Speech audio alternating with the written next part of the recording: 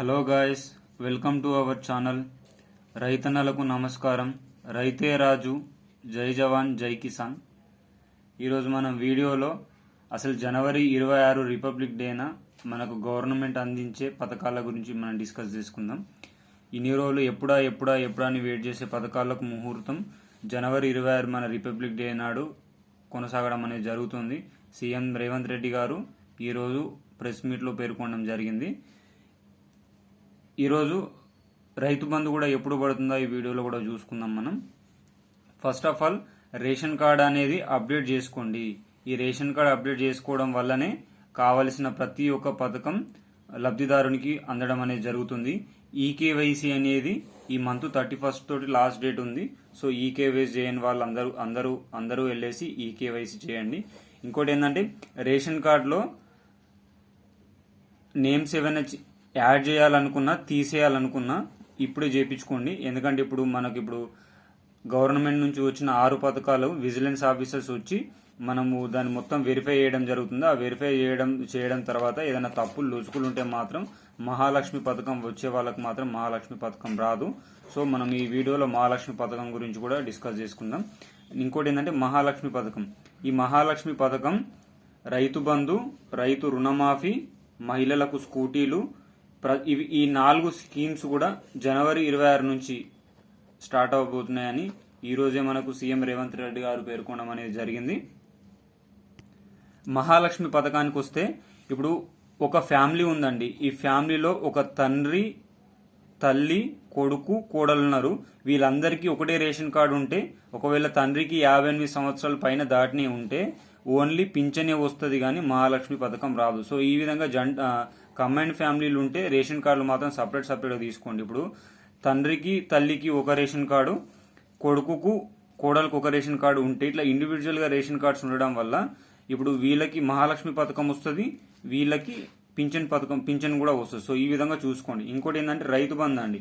Already central government నుంచి, RBI నుంచి మన స్టేట్ గవర్నమెంట్ 9,000 రూపాయలను అప్పైతే 9,000 కోట్ల రూపాయలను అప్పైతే తీసుకొని జరిగింది ఆల్రెడీ. ఈ 9,000 నుంచి 2,000 రూపాయలను మన రైతు బంధు కోసం ఖర్చు పెట్టడం అనేది జరుగుతుంది. ఇది ఈ జనవరి 26 మార్నింగ్ 11:30 వరకు అకౌంట్లలో జమ అవుతాయండి. ఎగ్జాక్ట్లీ ఆల్రెడీ మనకు సీఎం రేవంత్ రెడ్డి గారు కూడా పేర్కొనడం జరిగింది. జనవరి 26 11:30 వరకు జమ అవుతాయని ఈ రోజే పేర్కొనడం జరిగింది. ఇంకోటి రైతు రుణమాఫీ అండి. మనకు ఆల్రెడీ మంత్రి తుమ్మల నాగేశ్వరరావు పేర్కొన్నారు దఫాల వారీగా రైతు రుణమాఫీ చేస్తానని చెప్పేసి. సో ఫస్ట్ దఫా అనేది ఈ జనవరి 26కే రావడం అనేది జరుగుతుంది. మోస్ట్లీ ఎక్స్పెక్ట్ చేయొచ్చు. 4 పథకాలకు సంబంధించి అమలు చేస్తా అన్నాడు కాబట్టి ఇవే ఎక్కువ అమలు అయ్యే అవకాశాలు అయితే ఉన్నాయి. నెక్స్ట్ వచ్చేసి మహిళలకు స్కూటీలు. ఈ మహిళలకు స్కూటీలు అనేది మార్చ్లో ఏప్రిల్లో ఉగాది ఉంది కదా, ఉగాదికి స్టార్ట్ అవుతుందంట. మహిళల స్కూటీలు అనేది ఉగాది నుంచి అనేది అందుబాటులోకి రావడం అనేది జరుగుతుంది. ఇంకోటి ఏంటంటే ప్రజాపాలన అప్డేట్. ప్రజాపాలన అనేది ఎవరెవరిది రిజెక్ట్ అయింది, ఎవరెవరిది సక్సెస్ అయిందని చెప్పేసి ఈ 2 రోజులలో దీనికి సంబంధించిన అప్డేట్ కూడా గవర్నమెంట్ తీసుకొస్తుంది. సో మనము మన అప్లికేషన్ నంబర్ అనేది చెక్ చేస్తే ఎవరెవరి నేమ్స్ ఉన్నాయి, ఏ స్కీమ్స్ కు ఎలిజిబుల్ ఉన్నదనేది కూడా చూపించడం అనేది జరుగుతుంది. ఇంకోటి ఏంటంటే ఇప్పుడు ఈ రేషన్ కార్డులో మాత్రం మహాలక్ష్మి పథకం, పింఛన్ ఇద్దరికి మాత్రం ఒకే విధంగా రాదండి. ఒకవేళ ఇద్దరికి రావాలంటే మాత్రం రేషన్ కార్డ్స్ చేంజ్ చేయించుకోండి. ఎందుకంటే ఈ టైంలోనే చేయించుకోండి. ప్రభుత్వం నుంచి వచ్చే ప్రతి ఒక్క పథకాలను సాధారణ రైతుకు, సాధారణ ప్రతి ఒక్క కుటుంబానికి అందాలని మనస్ఫూర్తిగా కోరుకుంటున్నాను.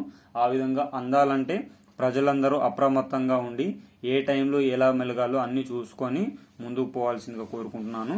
ప్రజాపాలనకు సంబంధించిన అప్డేట్ 6 పథకాల కోసం మనకు కావాల్సిన డాక్యుమెంట్స్ అని గుర్తుపెట్టుకోండి. ఒకటి ఆధార్ కార్డు ఉంచుకోండి. 2 వచ్చేసి బ్యాంక్ అకౌంట్ ఉంచుకోండి. 3rd వచ్చేసి రేషన్ కార్డ్ అండి. ఈ రేషన్ కార్డ్ అయితే మస్ట్ అండ్ షుడ్ అన్ని విధాలుగా అప్డేట్ చేసుకోండి. ఈకేవైసీ కూడా చేసుకోండి. ఎందుకంటే మనకు తొందరలోనే విజిలెన్స్ అధికారులు వచ్చేసి ఇంటింటికి వచ్చి మన పంచాయతీ సెక్రటరీ ప్లస్ ఈ విజిలెన్స్ అధికారులు ఇంటింటికి వచ్చేసి ఇప్పుడు మనం అప్లై చేసినాం కదా, అప్లై చేసిన ప్రతి ఒక్క స్కీమ్కి ఎవరెవరు ఎలిజిబుల్, వాళ్ళ రియాలిటీ ఏంది, వాళ్ళ ఇన్కమ్ ఏంది, వాళ్ళ రేషన్ కార్డ్స్ ఏ విధంగా ఉన్నాయి ప్రతి ఒక్కటి చెక్ చేసుకున్న తర్వాత మన బ్యాంక్ అకౌంట్ అనేది మనం ఆ విజిలెన్స్ అధికారులకు ఇస్తే మన అప్రూవల్ కావడం అనేది జరుగుతుందని. హోప్స్ మీకు ఈ వీడియోలో అంత క్లియర్ కట్గా కావాల్సిన ఇన్ఫర్మేషన్ అంత దొరికింది అనుకుంటున్నా. వీడియో నచ్చితే మాత్రం లైక్ చేయండి. లైక్ చేస్తేనే తెలంగాణ మొత్తం వీడియో వెళ్తుంది. దానివల్ల తెలంగాణలో ఉన్న ప్రతి ఒక్క సగటు రైతుకి, సగటు కుటుంబానికి మన వీడియో చేయడం వల్ల వాళ్ళు కూడా ఇంపార్టెంట్ ఇన్ఫర్మేషన్ తెలుసుకోవడం జరుగుతుంది. జై జవాన్, జై కిసాన్.